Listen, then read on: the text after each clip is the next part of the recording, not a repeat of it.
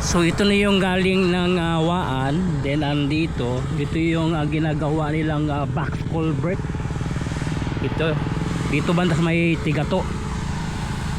So ito na lang yung parte no sa dito sa may Tigato. Then ang doon approaching to Kabantian. So andito na lang ang problema kasi may mga punong kahoy pa dito. So kailangan right of way. Kailangan ito ayusin para tuloy-tuloy ito yung pag-akyat patungong Kabantian.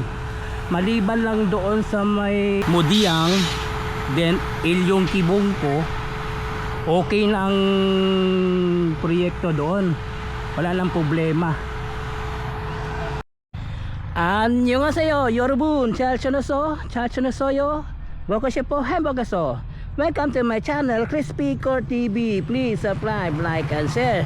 Ngayon no, patungo tayo sa may Tigato. Tingnan natin itong segment dito kasi ito na yung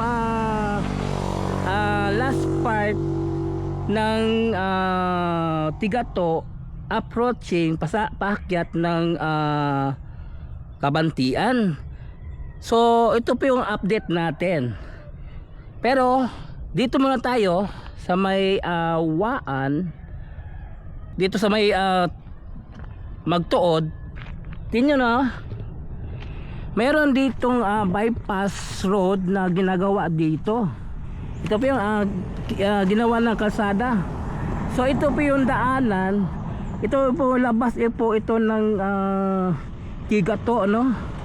Doon sa may malapit na sa may Panorama, yung may paakyat sa papuntang Buhangin, no? So ito po yung daanan, nakasemento na po andito. So ito yung banda crossing, ito yung paakyat patungong Magtuod, no? Then ito yung Waan patungong Tigato.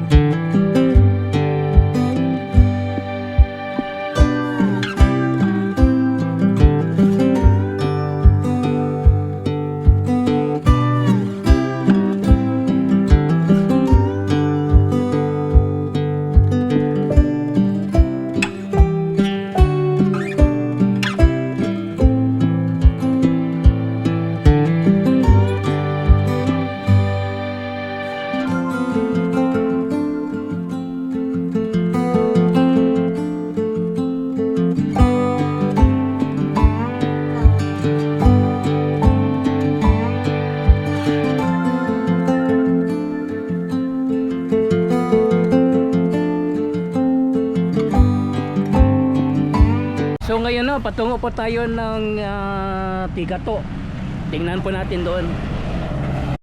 So ito yung dalawang underpass dito sa Barangay Waan, bypass road. Okay na ang dito banda. Patungo doon sa may Ilyong Kibungko, Mudiang, okay na rin, no?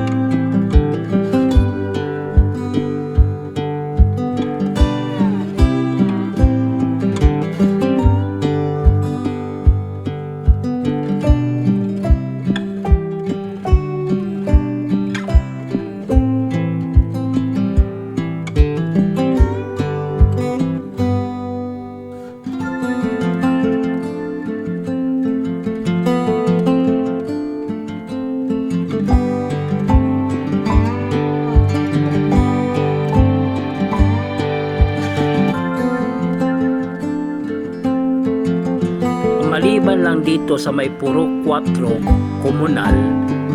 Dito mayroon pang right of way aayusin dito kasi marami pang mga punong kahoy ang masasagasaan dito banda sa may Comunal Puro 4. So ito na yung galing ng Waan, then andito ito yung ginagawa nilang box culvert.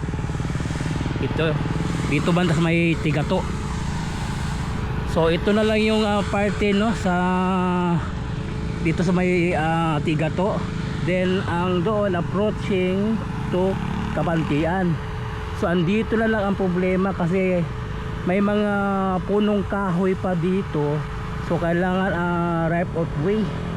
Kailangan ito ayusin para tuloy-tuloy ito yung pag-akyat patungong Kabantian. Maliban lang doon sa may Mudiang, then Ilyong Kibungko, okay na ang proyekto doon, wala lang problema.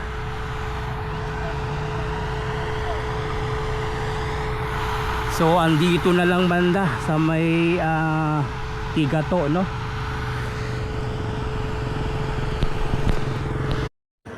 So ito po yung Tigato approaching to Kabantian.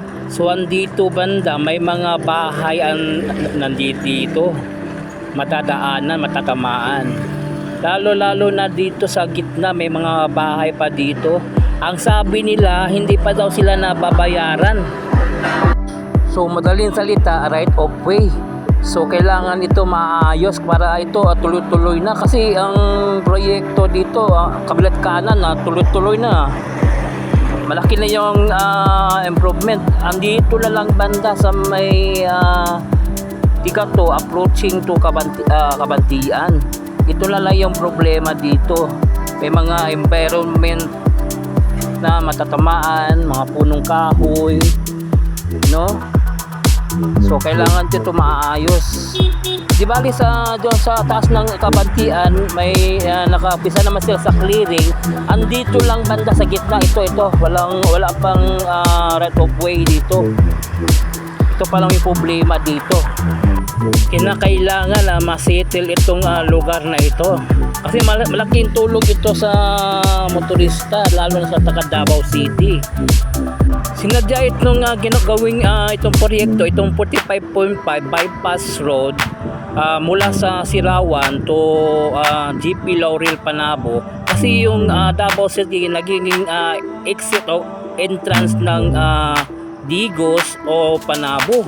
Kaya ito ginawa itong bypass road para yung motorista hindi nadadaan sa downtown area, dito nakadadaan sa bypass road galing ng Sirawan patungong GP Laurel Panabo.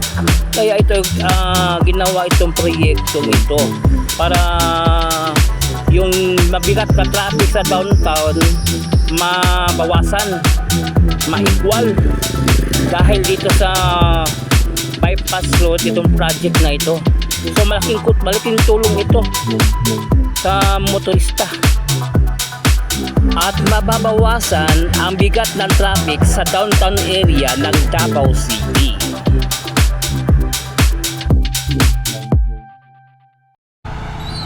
So ito na yung dito sa Tigato, itong box culvert. Andito banda merong gagawing roundabout dito banda.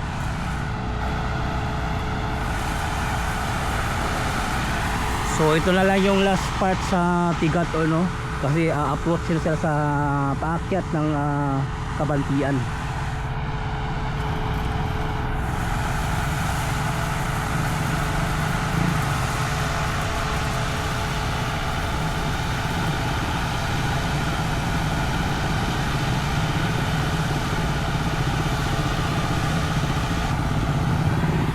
So yun, hanggang dito lang yung update natin dito sa may Tigato no.